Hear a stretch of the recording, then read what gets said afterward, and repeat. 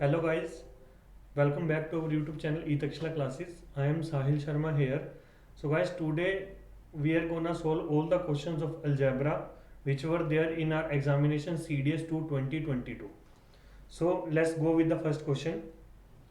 हमें यहाँ पे इक्वेशन क्या दी हुई है?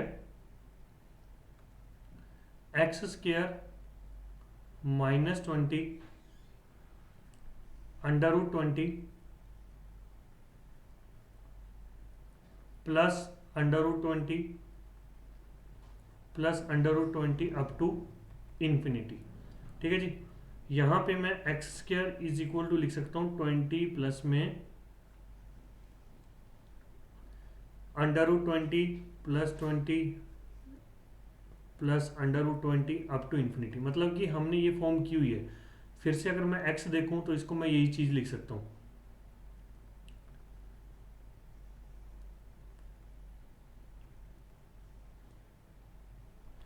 Up to infinity.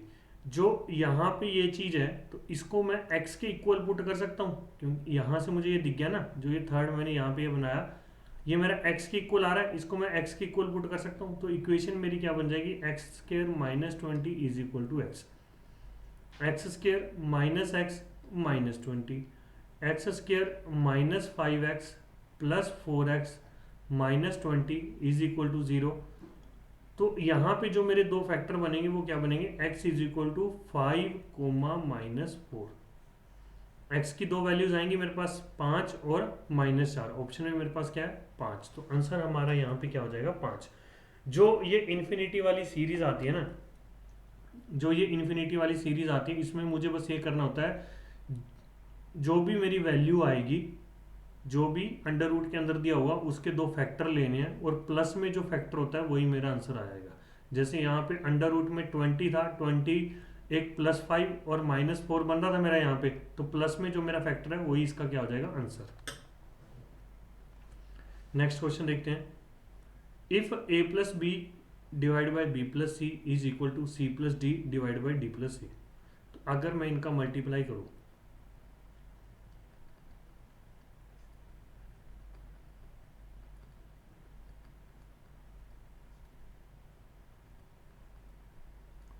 अगर मैं इनका क्रॉस मल्टीप्लाई कर दूं,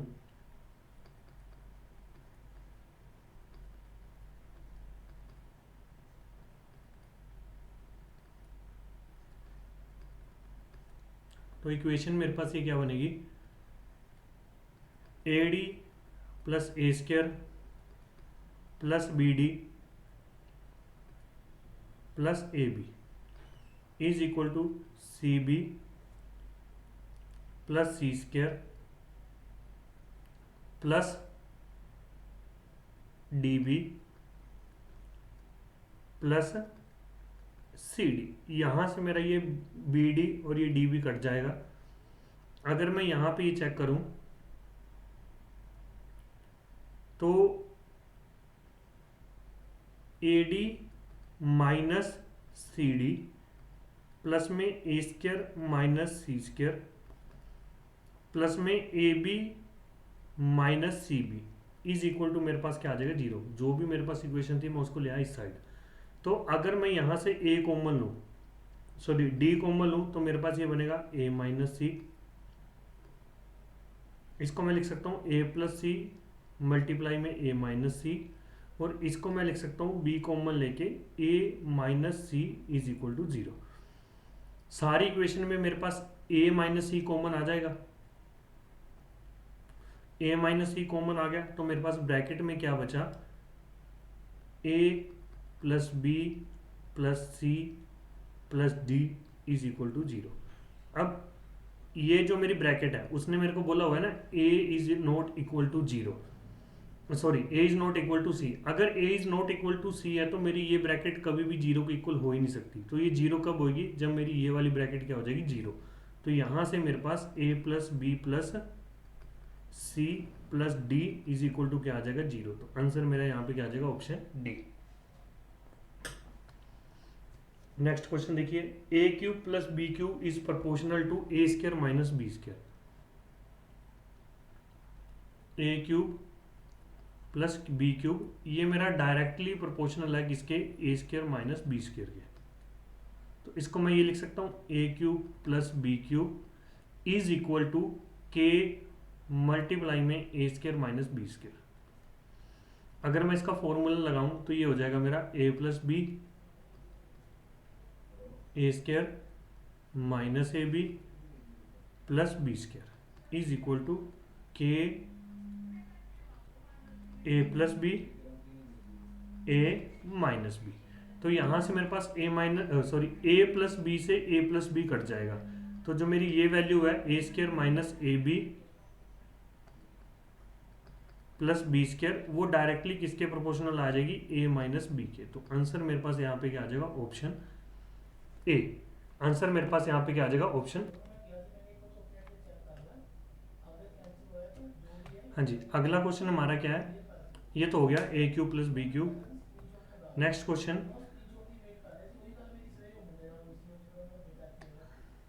next question is here under root x plus 20 plus under root x minus 1 divide by under root x plus 20 minus under root x minus 1 is equal to 7/3। अगर यहाँ पे मैं componendo and dividendo C and D rule apply करता हूँ तो मेरे पास ये क्या हो जाएगा, 2 time under root x plus 20 divide by 2 time under root x minus 1 is equal to 7 + 3 and 7 - 3। तो मेरे पास ये क्या आ जाएगा, under root x plus 20 divide by x minus 1 is equal to 10/4 5/2। अगर मैं यहाँ पे इसको दोनों साइड स्क्वायर कर दूँ तो मेरा ये क्या हो जाएगा, x plus 20 divide by x minus 1 is equal to 25/4। Cross multiply करते हैं, 4x plus 80 is equal to 25x minus 25। तो 21x की वैल्यू मेरे पास आ जाएगी 105। यहाँ से x की वैल्यू मेरे पास क्या आई, 5। x की वैल्यू 5 में अपनी इस इक्वेशन में पुट करूं तो मेरे पास ये क्या बन जाएगा, अंडर रूट 25 मल्टीप्लाई में 4। तो कितना हो जाएगा ये, 5 × 2 इज इक्वल टू 10। आंसर क्या आ जाएगा, ऑप्शन सी। आंसर क्या आ जाएगा यहाँ पे, ऑप्शन सी। नेक्स्ट देखिए, what is the HCF of x raised power 8 minus y raised power 8 and this. अगर मैं x रेज्ड पावर 8 और y रेज्ड पावर 8 को ओपन करूं तो मेरा ये क्या हो जाएगा, x की 4 प्लस y की 4 मल्टीप्लाई में x की 4 माइनस y की 4। ठीक है, इस वाली ब्रैकेट को मैं फर्दर ओपन कर सकता हूँ, x की 4 प्लस y की 4 मल्टीप्लाई में x² plus y² and x² minus y²। इस ब्रैकेट को अगर मैं फर्दर ओपन करूं तो ये मेरा बन जाएगा x की 4 प्लस y की 4 इंटू में x² plus y² x plus y और x माइनस y। तो मेरे पास जो x की पावर 8 माइनस y की पावर 8 है, इसके जो फैक्टर बन रहे हैं वो क्या बन रहे हैं, ये। ठीक है जी। फिर अगर मैं इसको देखूं, x की पावर 7 माइनस y की पावर 7 प्लस में x raised power 5 plus y raised power 2 minus x2 multiply में y रेज्ड पावर 5। इन दोनों से अगर मैं x की पावर 5 को कॉमन लूँ तो मेरा ये क्या बन जाएगा, x की पावर 5 कॉमन लूँ तो ये हो जाएगा x² प्लस y²। और फिर अगर मैं यहाँ दोनों से माइनस y² कॉमन लूँ, माइनस y की पावर 5 कॉमन लूँ, सॉरी स्क्वायर नहीं, तो ये मेरा बन जाएगा x² प्लस y²। तो मेरे पास यहाँ पे x² प्लस y² इंटू में मेरे पास क्या आ जाएगा, x की पावर 5 माइनस y की पावर 5। ठीक है जी। इसके फैक्टर मेरे पास ये बन रहे हैं और उसके ऊपर वाली इक्वेशन के फैक्टर मेरे पास ये बन रहे हैं। यहाँ पे मुझे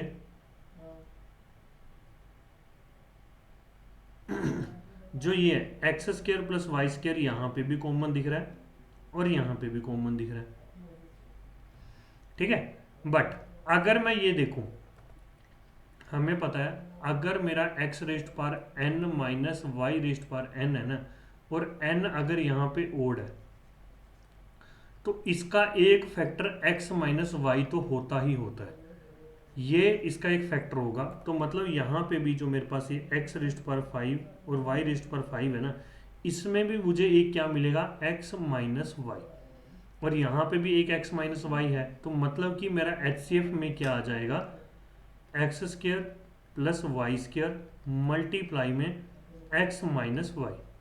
अगर मैं इनका प्रोडक्ट करूँ तो x cube plus x y square minus y x square minus y cube. तो आंसर मेरा यहाँ पे क्या आएगा, x cube plus x y square, x square के साथ माइनस आ रहा है ना, तो ये वाला सी ऑप्शन मेरा क्या हो जाएगा, यहाँ पे आंसर हो जाएगा। ठीक है जी, नेक्स्ट क्वेश्चन देखते हैं। If the sum of the square of root equation is minus 14x, अच्छा उनका जो sum of square of root है वो 100 है, then what is the value of k. देखो जी, मान लो अल्फा और बीटा मेरे रूट हैं इसके, तो अल्फा और बीटा का जो फॉर्मूला होता है सम का, वो माइनस बी बाई ए होता है। तो मेरे पास अल्फा प्लस बीटा की वैल्यू क्या आ जाएगी, 14, और alpha square plus beta square की वैल्यू मेरे पास क्या आ जाएगी, 100। ये चीज समझ आई। अगर मैं इस ऊपर वाली इक्वेशन का स्क्वायर कर दूं, तो ये मेरा हो जाएगा alpha square plus beta square plus 2 time alpha beta is equal to 196। इसकी वैल्यू मेरे पास है 100, 100 पुट करता हूं तो 100 प्लस में 2 time alpha beta is equal to मेरा क्या हो गया, 196। 2 टाइम अल्फा बीटा की वैल्यू मेरे पास क्या आ जाएगी, 96, और अल्फा इंटू बीटा की वैल्यू क्या आ जाएगी, 48। तो आंसर मेरा यहाँ पे क्या आ गया, ऑप्शन बी। ठीक है जी, आंसर मेरा यहाँ पे क्या आ गया, ऑप्शन बी। अगला देखते हैं जी। इफ x प्लस के is the HCF of x square plus p x plus Q and x square plus q x plus P. देखो जी, अगर ये x प्लस के दोनों का HCF है ना, तो मतलब कि x प्लस के जो है वो इनका एक फैक्टर भी है, वो इनका एक फैक्टर भी है। ये बात समझ आई। तो अगर x प्लस के जो मेरा है वो x square plus p x plus q इसका भी फैक्टर है, और x square plus q x plus p इसका भी फैक्टर है।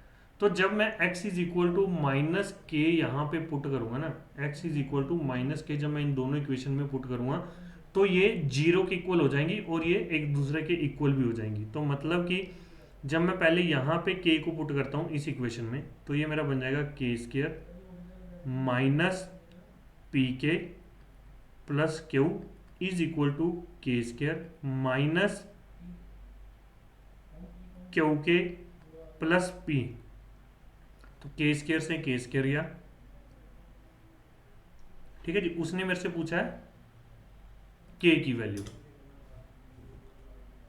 तो यहां पे अगर मैं इन दोनों को इस साइड ले जाऊं, minus p k plus q k plus Q minus p is equal to 0। ठीक है जी, तो यहां पे अगर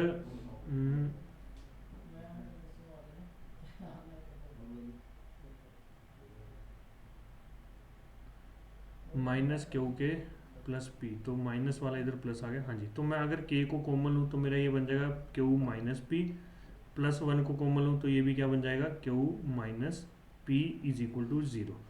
यहाँ से मेरी ये इक्वेशन क्या आ जाएगी बन के प्लस 1 मल्टीप्लाई में q minus p is equal to 0। तो यहाँ से मैं ये कह सकता हूँ के की वैल्यू मेरी क्या आ रही है, -1। इस ब्रैकेट को जब मैं 0 के इक्वल पुट करूँगा तो के की वैल्यू मेरी क्या आ जाएगी, -1। तो आंसर यहाँ पे क्या आ जाएगा, -1। नेक्स्ट क्वेश्चन देखते हैं जी। अब जो ये क्वेश्चन है a B plus B C plus C a is a factor of a square, ये पूरी इक्वेशन जो मुझे दी हुई है। तो इसको करने का तरीका क्या है कि भाई मैं ए बी और सी जो मेरी वैल्यूज है ना उनको कुछ भी लेट कर सकता हूँ। ठीक है, अगर मैं कुछ भी लेट कर रहा हूँ तो मैं ए को और जो मेरा बी है, मतलब ए को मैं 0 पुट कर देता हूँ, बी मेरा क्या हो जाएगा, बी को मैं मान लूंगा 1 और सी को मैं मान लेता हूँ 2। ठीक है, तो मेरा जो ये इक्वेशन है ए स्क्र बी माइनस सी का क्यूब प्लस बी स्क्र सी माइनस ए का cube plus C square A minus B का क्यूब। अगर मैं यहाँ पे ये वैल्यूज पुट करूँ तो ये तो मेरा 0 हो जाएगा, यहाँ पे ये मेरा आ जाएगा 1 का स्क्वायर प्लस में मल्टीप्लाई में सी माइनस ए मतलब कि 2 का स्क्वायर, सॉरी क्यूब, प्लस में 2 का स्क्वायर और 0 माइनस 1 का क्यूब। तो मेरे पास ये वैल्यूज क्या आ जाएंगी, 8 माइनस 4 विच विल बिकम 4। तो पहली क्वेश्चन में पूछा उसने कि भाई ये इससे डिवाइड होता है, तो इसकी वैल्यू अगर मैं चेक करूं A B plus B C plus C A, तो ये भी 0 है, ये भी 0 है क्योंकि ए से मल्टीप्लाई हो रहा है, और इसकी वैल्यू मेरी आ जाएगी 2। तो जो मेरा 4 है वो इससे 2 से डिवाइड हो रहा है, तो मतलब कि ये इसका फैक्टर है। ठीक है, और अब a plus b plus c मेरा क्या बन रहा है, a plus b plus c, ये मेरा बन रहा है 0 plus 1 plus 2 is equal to 3। तो जो मेरा 4 है वो 3 से डिवाइड नहीं हो रहा, तो मतलब कि ये इसका फैक्टर नहीं है। तो आंसर मेरे पे यहाँ पे क्या आ जाएगा, मेरे पास ओनली 1। अलजेब्रा में यही होता है, अगर आप किसी तरीके से वैल्यूज नहीं निकाल पा रहे तो आप लेट भी कर सकते हैं। ठीक है ना, बात समझ आई। अगर आप वैल्यूज नहीं निकाल पा रहे तो आप लेट करके भी वैल्यूज का आंसर निकाल सकते हैं। अभी आपके पास ए बी सी की वैल्यू निकालने का कोई सोल्यूशन नहीं है ना, तो आप क्या कर सकते हैं, यहाँ पे ए बी और सी को कुछ भी लेट करके अपना आंसर चेक कर सकते हैं। यहाँ पे भी मेरे पास क्या है, इक्वेशन 1 है और वेरिएबल मेरे पास 3 है। ठीक है, इक्वेशन मेरे पास 1 भी नहीं है, सॉरी, इक्वेशन कितनी है 0, वेरिएबल मेरे पास कितने हैं 3। जो ये इक्वेशन है इसको तुम इक्वेशन में कंसीडर नहीं करोगे, ये तुमसे उसने क्वेश्चन पूछा हुआ है। इक्वेशन तुम्हारे पास 0 है, वेरिएबल तुम्हारे पास 3 है, तो जितने का डिफरेंस आता है उतने वेरिएबल तुम लेट कर सकते हो। तो यहाँ पे 3 का डिफरेंस आ रहा है, तो तुम तीनों वेरिएबल क्या है लेट कर सकते हो यहाँ पे। ठीक है ना, अब मैं लेट यहाँ पे ना किसी को भी 0 नहीं कर सकता, क्योंकि अगर मैं 0 लेट करूंगा तो वो मेरा क्या बन जाएगा, नॉट डिफाइंड। तो यहाँ पे मैं पर्टिकुलर इस केस में 0 किसी को भी लेट नहीं करूंगा। ठीक है जी, तो x मैंने लेट कर लिया 1, y मैंने लेट कर लिया 2 और z मैंने लेट कर लिया 3। तो यहाँ पे वैल्यूज पुट करते हैं, 1 divide bye 1 into 1 minus 2 multiply में 1 माइनस 3 प्लस में 1 divide bye 2 2 minus 3 2 minus 1 plus में 1 बाय 3 3 माइनस 1 एंड 3 माइनस 2। तो यहाँ पे मेरे पास ये हो गया 1 बाय 2, यहाँ पे आ जाएगा माइनस ये 1 और ये प्लस 1, तो माइनस का 1 बाय 2 प्लस में ये मेरा बन जाएगा 1 बाय 3 इंटू 2 इंटू 1, मतलब कि ओवरऑल मेरे पास आंसर क्या आ गया 1 बाय 6। तो 0 नहीं आएगा, 1 नहीं आएगा। अगर मैं एक्स वाई जेड की वैल्यूज यहाँ पे पुट करता हूँ 1 डिवाइड बाय 1 इंटू 2 इंटू 3, तो मेरा ये क्या बन जाएगा 1 बाय 6। तो आंसर मेरे पास क्या आ गया, ऑप्शन सी। तुम इन पर्टिकुलर केसेस में क्या एक मेथड लगा सकते हो कि भाई नंबर ऑफ इक्वेशन और नंबर ऑफ वेरिएबल मेरे को देखने हैं। यहाँ पे मुझे इक्वेशन 1 भी नहीं दी हुई, नंबर ऑफ वेरिएबल मुझे 3 दिए हुए हैं, तो जितने का भी इनमें डिफरेंस आता है उसको तुम लेट कर सकते हो कुछ भी। बस ध्यान ये रखना होता है कि किसी भी तरीके से हमारी जो इक्वेशन है वो नॉट डिफाइंड नहीं बननी चाहिए। तो यहाँ पे इक्वेशन 0 है, वेरिएबल 3 है, तो जितने का भी डिफरेंस आ रहा है मतलब वेरिएबल ज़्यादा होने चाहिए, कम नहीं होने चाहिए, वेरिएबल ज़्यादा होने चाहिए। तो जितने का भी डिफरेंस आ रहा है उतने वेरिएबल मैं लेट कर सकता हूँ यहाँ पे। अगला क्वेश्चन देखिए, सेम क्वेश्चन यहाँ पे हो जाएगा, बस यहाँ पे उसने मेरे को कंडीशन क्या दिया है, x is greater than y is greater then z, x is greater than y is greater then z। तो x को अगर मैं 2, y को अगर मैं 1 और z को अगर मैं 0 पुट कर लेता हूँ, ठीक है, तो मेरा ये क्या बन जाएगा,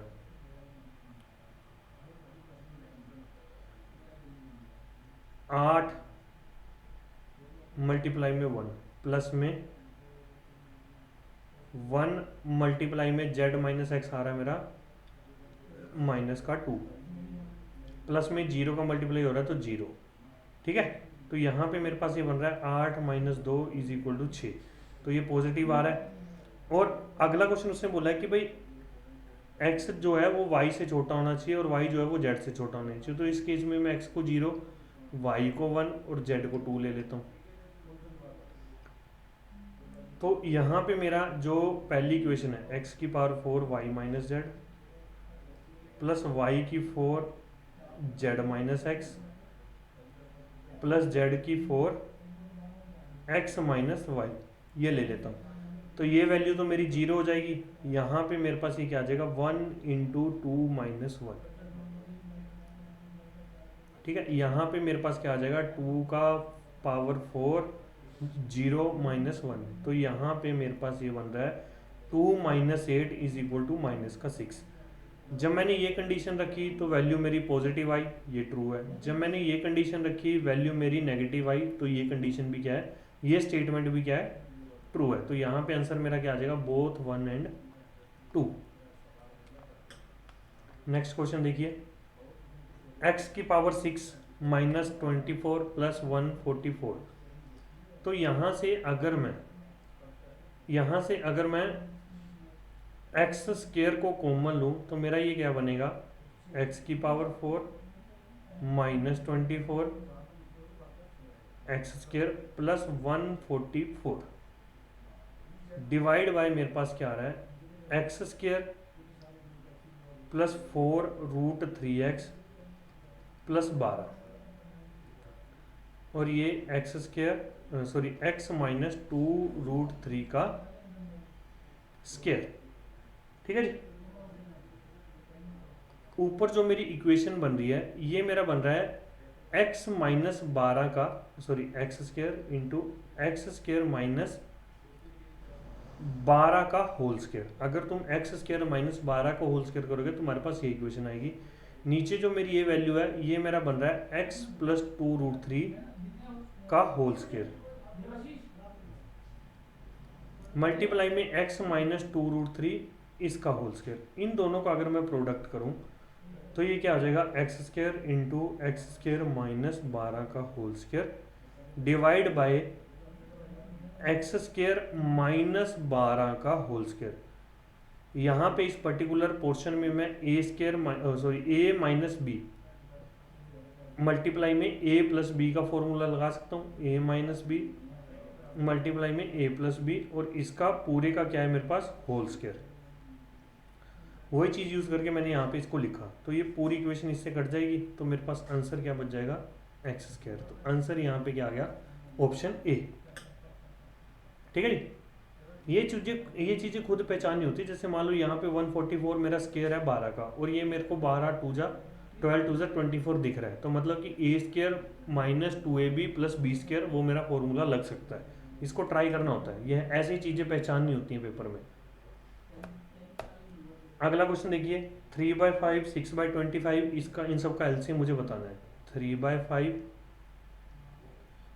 6/25 9/20 27/50।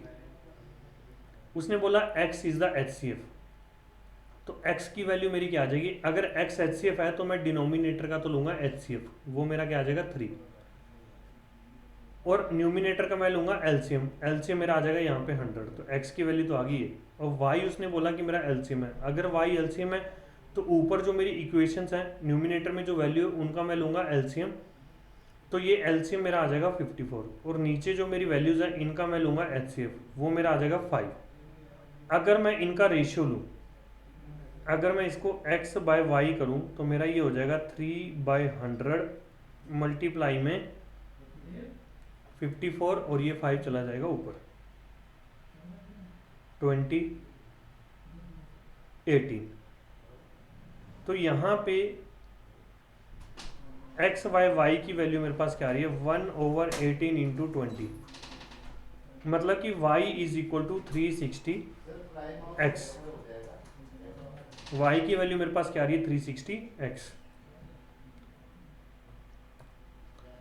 अगला क्वेश्चन देखते हैं। इफ log बेस 10, ये पूरी इक्वेशन दी हुई है और उसने पूछा कि what is the root sum of the roots of equation. ठीक है, वैसे तो इसका शॉर्टकट अगर मैं देखूँ ना, सम ऑफ रूट मैं कैसे निकालता हूँ -b/a, मतलब कि x का कोफिशिएंट और एक्स स्क्वायर का कोफिशिएंट। ठीक है ना, तो जब मैं इस पूरे को सोल्व करूंगा ना, इन दोनों के कोफिशिएंट पे कोई चेंजेस नहीं आने वाले। ठीक है ना, अगर कोई चेंजेस नहीं आने वाले तो डायरेक्ट भी मैं यहाँ से -12 के आगे -/1 तो डायरेक्ट 12 निकाल सकता हूँ। ठीक है, फिर भी चलो इसको सोल्व अगर मैं करूँ तो मेरा ये क्या है, log 10 base 995 under root x square -12x plus 60 is equal to 3। जो ये 3 है इसको मैं लिख सकता हूँ log 10 बेस 10 की पावर 3। ठीक है, तो ये log 10 से log 10 कट गया, तो मेरे पास यहाँ पे वैल्यूज क्या आ गई 995 plus under root x square -12x plus 60 is equal to 1000। 10⁻³ मेरा क्या बन रहा है 1000। तो यहाँ पे एक्स स्क्वायर -12x प्लस 60, ये मेरे पास क्या आ रहा है 5। अगर मैं इनका स्क्वायर करूँ तो x square -12x plus 60 is equal to 25। यहाँ पे मेरी इक्वेशन क्या बन रही है, x square -12x plus 35 is equal to 0। अगर मैं यहाँ से भी रूट निकालूं तो मेरा क्या आ जाएगा -b/a। -b/a का मतलब -12 -12 डिवाइड बाय 1। तो आंसर मेरे पास क्या आ जाएगा यहाँ पे प्लस का 12। तो आंसर मेरा यहाँ पे क्या आ गया +12।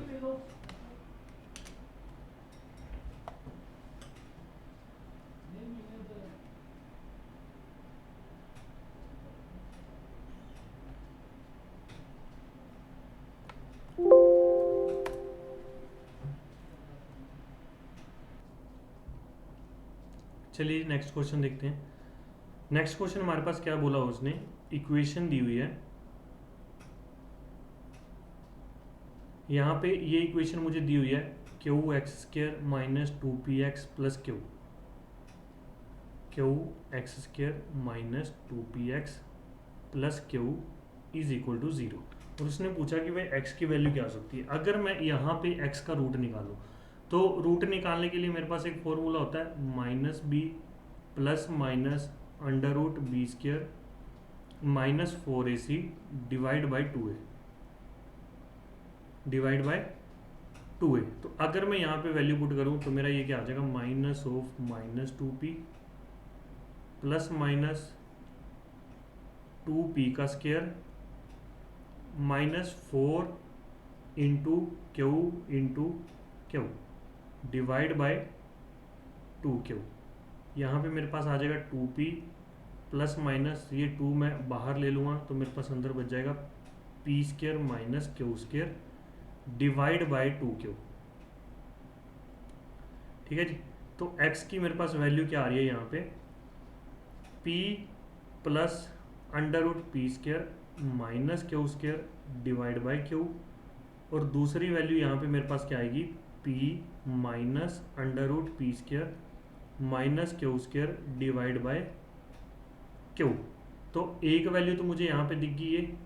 ठीक है, दूसरी वैल्यू अगर मैं इसको रैशनलाइज भी करता हूँ, ये मेरे को साफ साफ दिख रहा है जो ये वाली वैल्यू है ना, इसको रैशनलाइज भी करूँगा तब भी मेरे पास ये नहीं बनेगा। ठीक है ना, क्योंकि नीचे मेरे को सिर्फ चाहिए q, रैशनलाइज करूँगा तो नीचे मेरे पास आ जाएगा p माइनस क्यू या p plus Q something like that. ठीक है ना, तो ये वैल्यूज तो नहीं बनेगी डेफिनेटली। अब मैं इसको जरूर चेक कर लूँगा एक बार। इसको अगर मैं चेक करता हूँ, एक्स की वैल्यू मेरे पास क्या है, under root P plus Q plus में under root P minus Q divide by under root P plus Q minus under root P minus Q. अगर मैं यहाँ पे इसको मल्टीप्लाई करूँ, रैशनलाइज करूँ, तो मैं मल्टीप्लाई डिवाइड किससे करूँगा, पी प्लस क्यू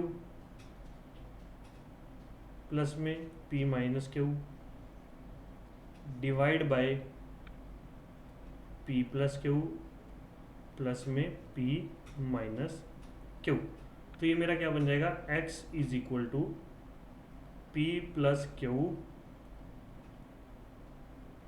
प्लस में under root P minus Q का होल स्क्वायर, और नीचे मेरे पास ये हो जाएगा p प्लस क्यू का whole square minus under root P minus Q का होल स्क्वायर। इसको अगर मैं ओपन करूं तो x इज इक्वल टू मेरे पास क्या आ जाएगा, p plus Q plus p minus q plus में 2 under root p square minus q square divide by p plus Q minus p plus q. तो ये क्यू से ये क्यू गया और इधर ये p से ये p गया, तो x की वैल्यू मेरे पास क्या आ रही है, 2p plus 2 under root p square minus q square divide by 2q।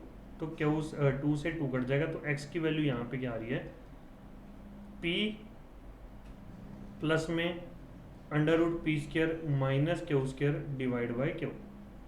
तो मतलब कि इसको रैशनलाइज करने के बाद ये भी मेरा किसके इक्वल आ रहा है, इसी स्टेटमेंट के इक्वल आ रहा है, इसी वैल्यू के इक्वल आ रहा है। तो ये भी मेरा क्या हो जाएगा, x की वैल्यू बन सकती है। तो यहाँ पे आंसर मेरा क्या आ जाएगा, only 2 values, only 2 values. Third question देखते हैं। उसने बोला कि px और gx, सॉरी एक मेरे को दे रखा है px और एक दे रखा है मेरे को qx। इनका जो GCD है, GCD मतलब ग्रेटेस्ट कॉमन डिवाइजर, मतलब कि GCD मतलब मेरा क्या होता है, GCD मेरा होता है हाईएस्ट कॉमन फैक्टर। GCD मेरा क्या होता है, हाईएस्ट कॉमन फैक्टर। वो कितना दिया हुआ है, x square minus x plus 1। मुझे निकालना है एलसीएम।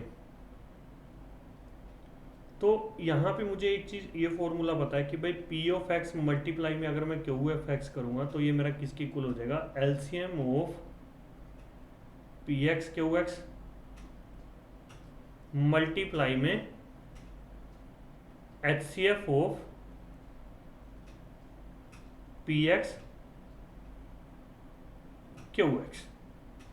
तो यहां से एलसीएम की वैल्यू मेरे पास क्या आ जाएगी, p of x multiply q of x divide by h C F.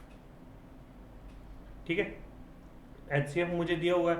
अगर मैं पी ऑफ एक्स को देखूं, पी ऑफ एक्स मुझे दिया हुआ है एक्स की power 4 plus x square plus 1। इसके जो दो फैक्टर होते हैं वो क्या होते हैं, x square plus x plus 1 और दूसरा होगा x square minus x plus 1। और जो मेरी ये वैल्यू है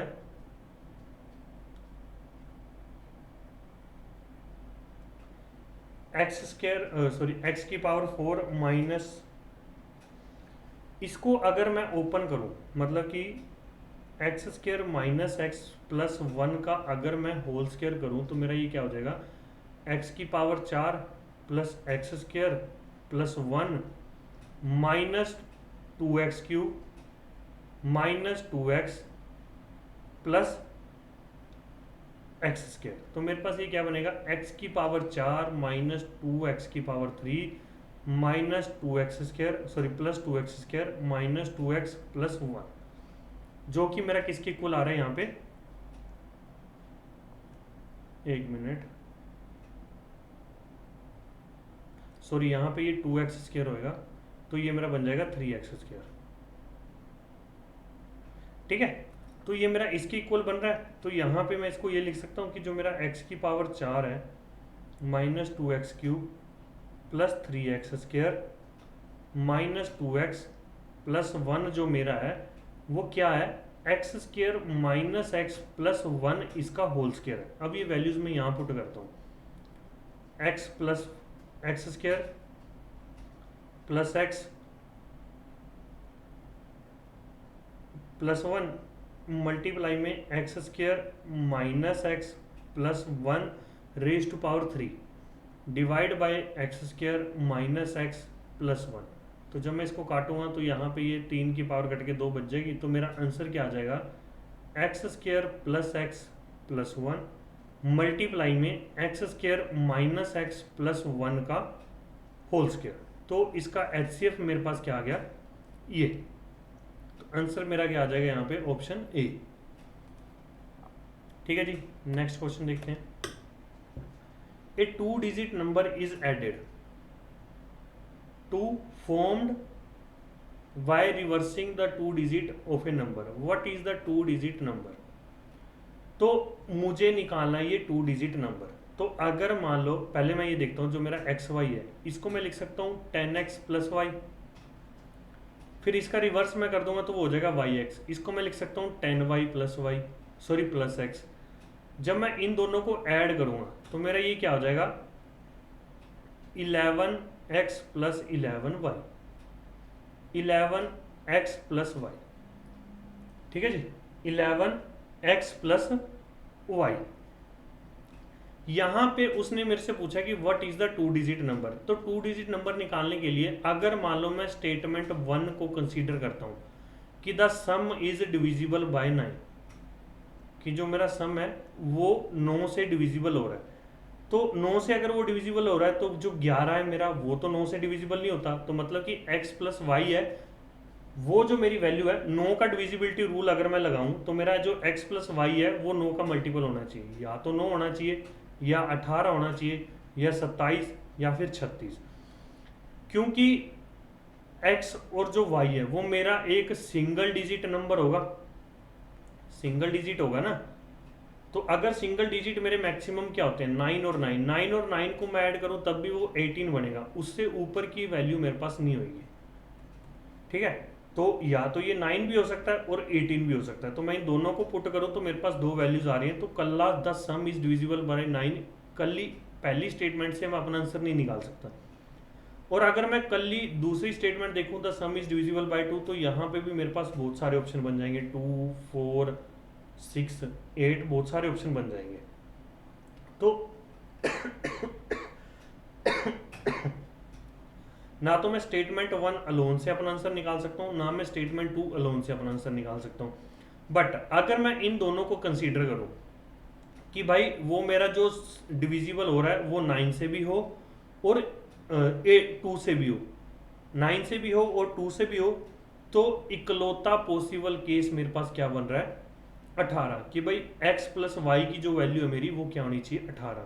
तो 11 इंटू 18, तो वो नंबर मेरा क्या हो जाएगा, 198। ठीक है, और ये तभी पॉसिबल होएगा, 18 पॉसिबल कब है, जब मेरा x is equal to y is equal to 9 है। तो मतलब कि नंबर मेरा क्या हो गया, 99। इसको जब मैं रिवर्स करूंगा तब वो भी मेरा क्या होगा, 99। तो आंसर मेरे पास क्या आ जाएगा, 198। तो अगर मैं दोनों स्टेटमेंट को कंसीडर करता हूं तब मैं अपना यहाँ पे आंसर निकाल सकता हूं। तो मेरा आंसर क्या आ जाएगा, both statement 1 and 2 are sufficient to answer the question.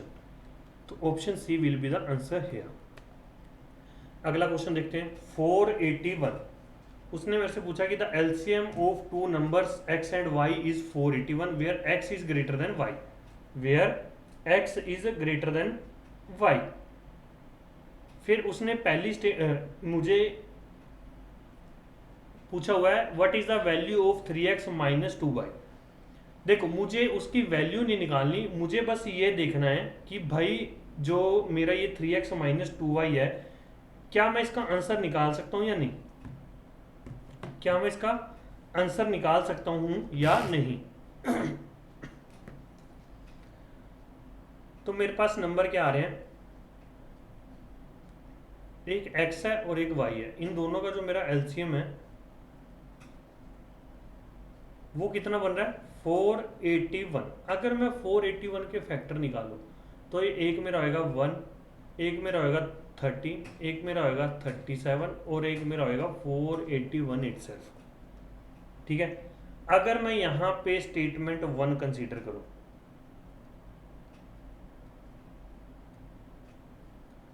अगर मैं यहां पे स्टेटमेंट 1 कंसीडर करूं कि y is greater then 1, y is greater then 1, तो y इज ग्रेटर देन 1 मेरा 13, 37 और 481 है, 13, 37 और 481 है।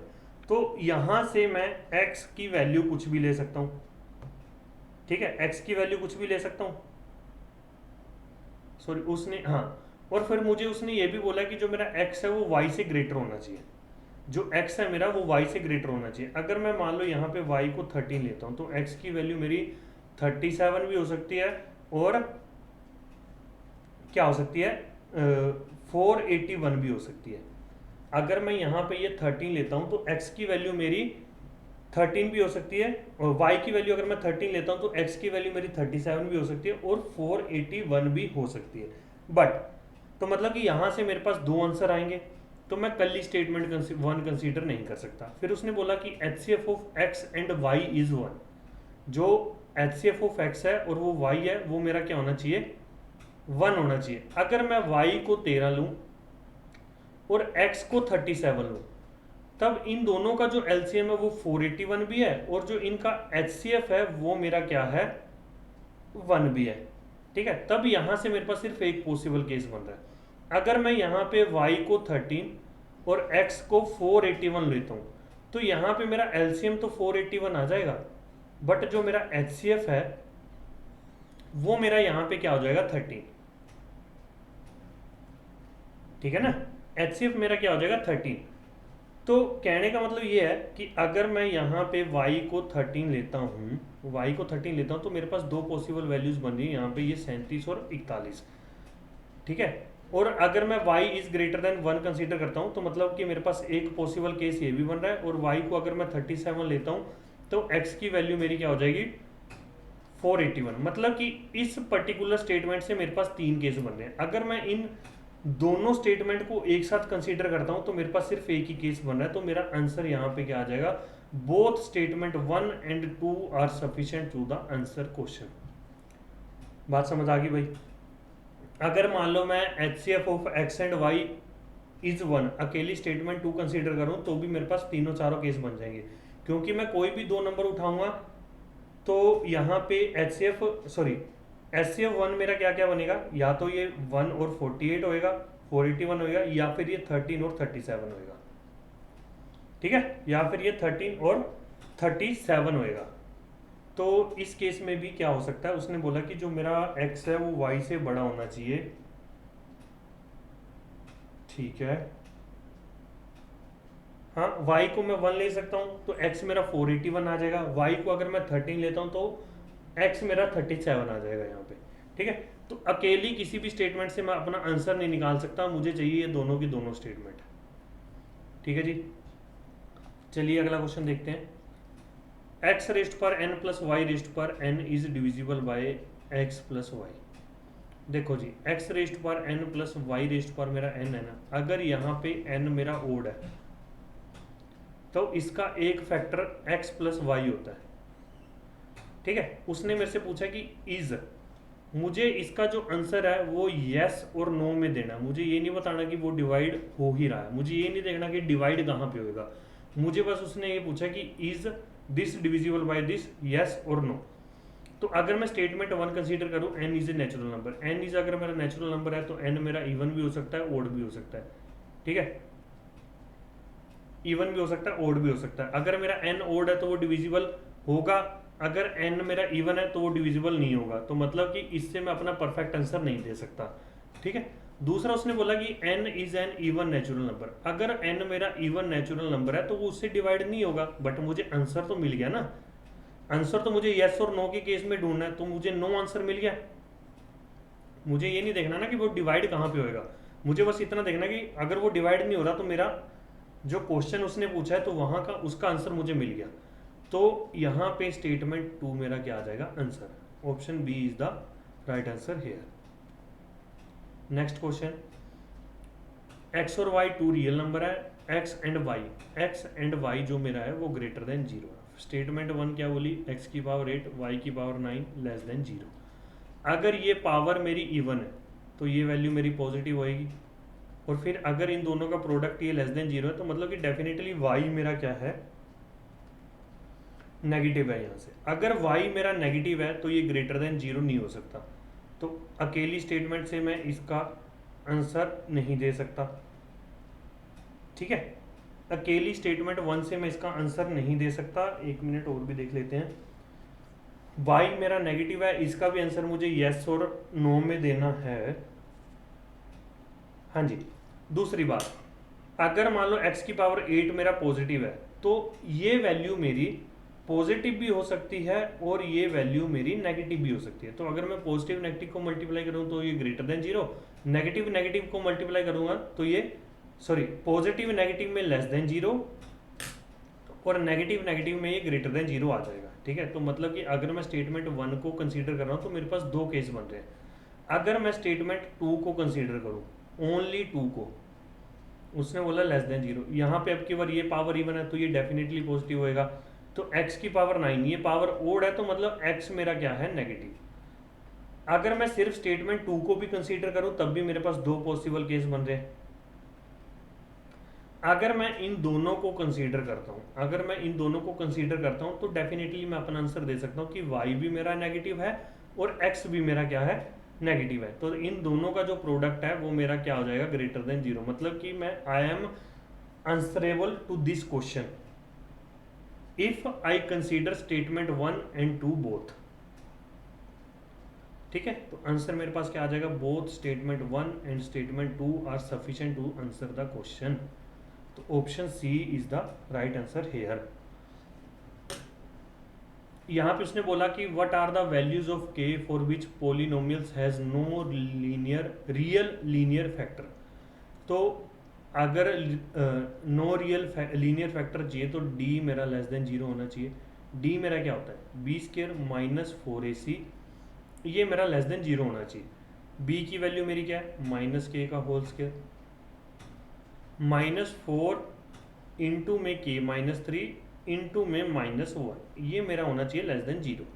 तो के स्क्र माइनस का हो गया मेरा +4k और माइनस का 12, ये मेरा होना चाहिए लेस देन 0।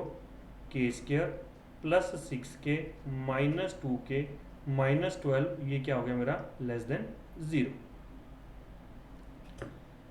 k इंटू में k+6 -2 इंटू k+6, ये भी क्या है लेस देन 0। k -2 और k +6 लेस देन 0। अगर मेरा ये लेस देन 0 है तो मतलब कि कोई एक वैल्यू मेरी नेगेटिव होनी चाहिए। अगर दोनों का साइन सेम है तो वो लेस देन 0 नहीं हो सकता। ठीक है, या तो मेरा k -2 है वो लेस देन 0 होना चाहिए, तो मतलब k मेरा लेस देन 2 आ जाएगा दूसरा, और या फिर मेरा k +6 जो है वो लेस देन 0 होना चाहिए। तो अगर मैं k +6 जो मेरा लेस देन 0 है तो मतलब कि k मेरा लेस देन -6 होना चाहिए। k मेरा लेस देन 6 होना चाहिए। तो -6 का मतलब कि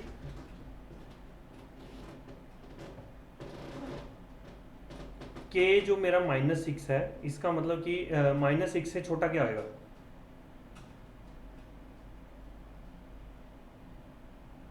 एक मिनट, इसमें +2 ठीक है।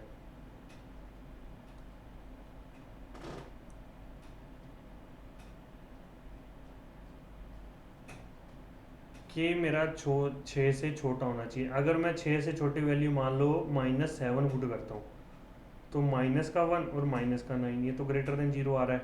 तो मतलब कि आंसर मेरा क्या आ जाएगा, जो मेरी k की वैल्यू है वो -6 k और 2 के बीच में लाई करेगी। ठीक है ना, अगर मैं -6 से छोटी वैल्यू पुट करूँ, -6 से छोटी वैल्यू क्या होती है मेरी, -7 होती है ना, -7 अगर मैं पुट कर रहा हूँ तो ग्रेटर देन 0 जा रहा है, तो मतलब कि मुझे -6 और 2 के बीच की वैल्यू पुट करनी पड़ेगी। तो आंसर मेरा यहाँ पे क्या आ जाएगा, ऑप्शन बी। ठीक है, मान लो जैसे मैं यहाँ पे हाँ -5 पुट करता हूँ, ठीक है ठीक है, हाँ आंसर मेरा यहाँ पे बी आ जाएगा। तुम इन दोनों के बीच की कोई भी वैल्यू पुट करो तो तुम्हारा ये नेगेटिव ही बनेगा। अगर इस रेंज के बाहर की इस साइड की या इस साइड की वैल्यू पुट करोगे तो वो आंसर तुम्हारा क्या हो जाएगा, पॉजिटिव। ठीक है, चलिए नेक्स्ट क्वेश्चन देखते हैं। B C plus C D, B C plus C D is equal to 2 time B D. और दूसरी क्वेश्चन दी हुई है मुझे A plus C is equal to 2b, A plus C is equal to 2b। देखो जी, अगर मैं इस इक्वेशन को d से मल्टीप्लाई कर दूं तो इन दोनों की जो राइट हैंड साइड है वो इक्वल हो जाएगी। अगर मैं इसको d से मल्टीप्लाई कर दूं, ये मेरा हो जाएगा a d plus C D is equal to 2bd। Right hand side equal है तो मतलब कि लेफ्ट हैंड साइड भी इक्वल है, तो मैं यहाँ पे b C plus C D is equal to put कर सकता हूँ a d plus C d. C d से सी डी गया तो मेरा आंसर क्या आ जाएगा, b c minus a d is equal to 0, या फिर a d minus b c. तो ऑप्शन सी मेरा यहाँ पे क्या आ जाएगा, आंसर। ये क्वेश्चन देखते हैं। If x is equal to b plus c, y is equal to c plus a, z is equal to a plus b. तो यहाँ पे मेरे पास इक्वेशन कितनी है, 3, और वेरिएबल मेरे पास कितने हैं, 6। तो डिफरेंस कितने का आ रहा है, 3 का आ रहा है ना। तो मैं 3 वेरिएबल को कुछ भी लेट कर सकता हूँ, 3 वेरिएबल को मैं कुछ भी यहाँ पे लेट कर सकता हूँ। तो मैं ए बी और सी को अगर लेट करता हूँ, ए बी सी को अगर मैं लेट करता हूँ, मान लो ए को मैं 0 लेट कर दिया, बी को मैं 1 और सी को मैं 2 लेट कर गया। ठीक है, तो यहाँ पे x की वैल्यू मेरी क्या हो जाएगी 3, y की वैल्यू मेरे पास क्या आ जाएगी 2, और z की वैल्यू मेरे पास क्या आ जाएगी 1। ये इस इक्वेशन में अगर मैं पुट करूँ तो मेरा ये क्या हो जाएगा, 3 + 2 + 1 का क्यूब -24 × 3 × 2। तो 36 गुना 6 -24 गुना 6, 12 6 72।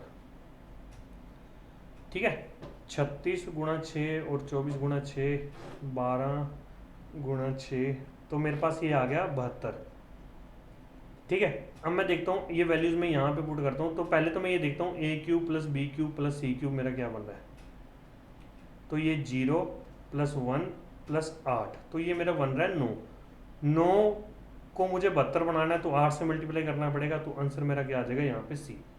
ठीक है, ये मेरा 9 बनेगा, यहाँ पे मेरा ये 18 बनेगा, यहाँ पे मेरा ये 72 बनेगा, जो कि इससे के इक्वल आ रहा है। तो इस पर्टिकुलर क्वेश्चन का आंसर मेरे पास क्या आ जाएगा, ऑप्शन सी। नेक्स्ट क्वेश्चन देखते हैं। x + 2, ये हमने ऑफलाइन में भी क्लास में भी करे हुए क्वेश्चन है। x = 2 + √2। ठीक है, तो अगर मैं यहाँ पे इसको x - 2 = √2 लेता हूँ तो मेरी ये इक्वेशन क्या बन जाएगी, x², और मैं मान लो दोनों साइड इसका स्क्वायर कर देता हूँ। x² + 4 - 4x = 2। तो x² - 4x + 2 = मेरे पास क्या आ गया 0। इस पूरी इक्वेशन को अगर मैं x से डिवाइड कर दूं, डिवाइड बाय x, तो ये मेरा क्या हो जाएगा, x + 2/x = 4। ये जो माइनस का 4 है मैं उसको उस साइड ले गया। अब मेरे से उसने पूछा कि x की पावर 4 प्लस में 16/x की पावर 4। ठीक है, तो इसका अगर मैं स्क्वायर करूं, पहले अगर मैं इसका स्क्वायर करूं तो मेरा ये क्या हो जाएगा, x की पावर 2 प्लस 4/x की पावर 2 प्लस में 2 दूनी 4 = 16। तो x की पावर 2 प्लस 4/x की पावर 2, ये मेरे पास आ गया 12। फर्दर जब मैं इसका स्क्वायर करूँगा तो मेरा ये क्या बन जाएगा, अगर मैं फर्दर इसका स्क्वायर करता हूँ तो मेरा ये क्या हो जाएगा, x की पावर 4 प्लस 16 बटे एक्स की पावर 4 प्लस में 4 दूनी 8 इज इक्वल टू 144।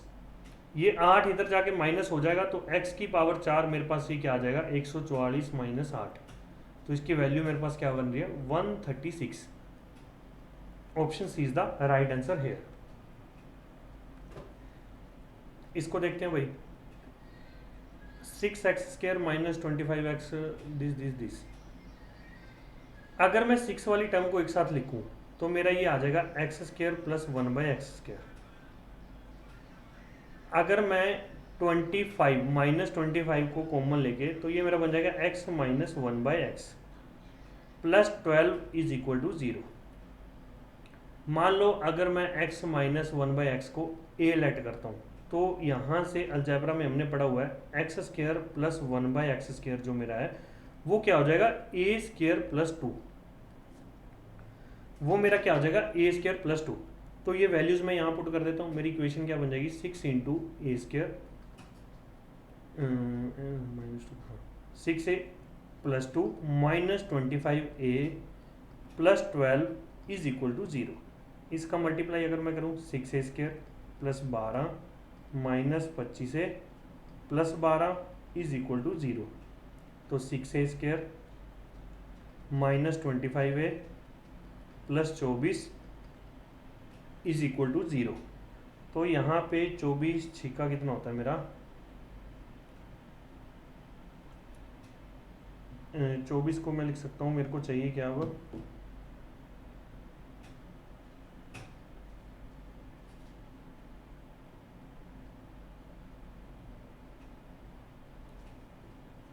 तो अगर मैं यहाँ से a की वैल्यू देखूँ, a की वैल्यू मेरे पास क्या आ जाएगी माइनस का minus 25 plus minus under root 25 का स्क्वायर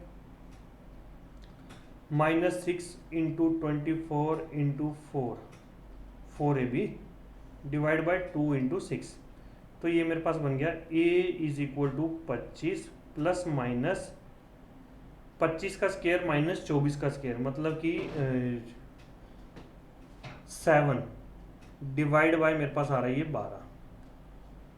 ठीक है, 25 और 7 32/12 या फिर मेरे पास बन रहा है 18/12। तो 18/12 को अगर मैं काटूंगा तो मेरे पास ये आ रहा है 3/2। तो आंसर मेरे पास यहाँ पे क्या हो जाएगा 3/2। ए की मेरे पास दो वैल्यूज आ रही है ना, ए की वैल्यू मेरे पास दो आ रही हैं, एक आ रही है 32/12 जो कि कट के बन जाएगा मेरा 8/3, और एक आ रही है मेरे पास 18/12 जो कि कट के बन जाएगा 3/2।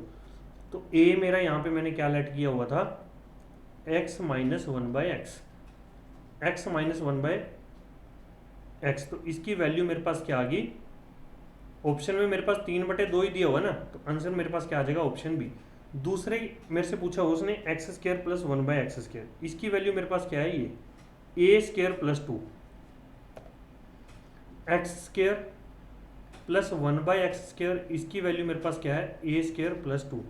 तो अगर मैं मान लो पहली ये वैल्यू पुट करूं तो मेरे पास ये बन रहा है 9/4 प्लस 2 जो कि क्या हो जाएगा 17/4। ऑप्शन में अगर मैं चेक करूं तो 17/4 यहाँ पे नहीं है। ठीक है, तो मतलब कि मैं a की वैल्यू पुट करता हूँ 8/3 यहाँ पे, तो ये हो जाएगा 64/9 प्लस 2, 64 और 18 हो जाएगा मेरा 82/9, 82/9। 82/9 यहाँ पे ऑप्शन में है, ऑप्शन डी। तो यहाँ पे 42 का आंसर क्या आ जाएगा 82/9। चलिए जी, अलजेब्रा और क्वाड्रेटिक के जितने क्वाड्रेटिक अलजेब्रा और एलसीएम इन तीनों चैप्टर के जितने भी क्वेश्चन पेपर में आए हुए थे उन सबके सॉल्यूशन की वीडियो मैंने यहाँ पे बना दी है, इसको देखिए। और अब पार्ट वाइज में जैसे अगली जो वीडियो होगी वो मेरी ज्योमेट्री की होगी और मेंसुरेशन की होगी, उससे अगली जो होगी वो ट्रिग्नोमेट्री की होगी, देन अर्थमेटिक की होगी। ऐसे करते करते हम लोग पूरे पेपर का सॉल्यूशन यहाँ पे अपलोड कर देंगे। ठीक है जी, अगर आपको ये वीडियो अच्छी लगी हो तो प्लीज़ इसको शेयर ज़रूर करिएगा, नीचे कमेंट करके ज़रूर बताइएगा कि भाई आपके अलजेब्रा के कितने क्वेश्चन गलत हुए, कितने क्वेश्चन सही हुए। ठीक है, और अगर आपको ये मेथड अच्छा लगा पढ़ने का, जो हम लोग वैल्यूज़ जो मैंने यहाँ पे बताया कि नंबर ऑफ़ वेरिएबल और नंबर ऑफ़ इक्वेशन वाला, तो प्लीज़ उसको भी मेंशन करिएगा, वो कमेंट करके ज़रूर बताइएगा कि आपको ये सेशन कैसा लगा। अगर ये अच्छा लगा तो इसका हमारे यूट्यूब चैनल को सब्सक्राइब जरूर करिएगा, वीडियो को शेयर जरूर करिएगा। और बहुत जल्द मैं यूट्यूब पे एक पूरे CDS के लिए एक free of cost course launch करने वाला हूँ। तो उससे पहले मेरे को आपका थोड़ा सा साथ चाहिए। जैसा रिस्पॉन्स इस वीडियोस पे आ जाएगा वैसे ही मैं वो कोर्स है उसको लॉन्च कर दूंगा, ठीक है। मेरा टारगेट ये है कि जब हमारा यूट्यूब का जो चैनल है वो सब्सक्रिप्शन जो है वो 15,000 पहुंच जाएगी, तब मैं एक कोर्स जो है उस पर लॉन्च करूंगा। तो प्लीज़ अब आपके ऊपर ये डिपेंड करता है कि अगर आप चाहते हैं कि मैं कोर्स लॉन्च करूं तो चैनल को शेयर ज़रूर करिएगा। चलिए जी, मिलते हैं फिर अगली क्लास में, तब तक के लिए